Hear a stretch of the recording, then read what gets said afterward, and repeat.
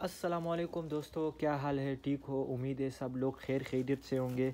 दोस्तों बाज़ दफ़ा इस तरह हो जाता है कि हम खुराक बकरियों को ज़्यादा डाल देते हैं तो 2-3 दिन बाद वो फिर खाना छोड़ देते हैं। तो इसकी वजह ये होता है कि इसका मैदा सही से खुराक हज़म नहीं कर सकता ना। तो अभी ये चीज़ लेके आया हूँ, आप ये चीज़ भी ट्राई कर ले। ये वेट स्टोर से मिल जाएगा और इसको देने का तरीका ये है कि सुबह आधी तकरीबन 10-12 सीसी पिलाना है बकरे या बकरी को, और शाम को इंशाल्लाह पिलाना है। ये इस तरह अमल करती है इंशाल्लाह कि दूसरे दिन आपको इसका रिज़ल्ट पता चल जाएगा, और ये चीज़ बहुत अच्छी चीज़ है। तो बकरियों को इतना खुराक दो कि ओवरलोड ना हो जाए। अगर आप किसी मंडी से या किसी दोस्त वगैरह से बकरी लेके आते हो तो उसको थोड़ा थोड़ा अपनी खुराक पर लाओ, सही है।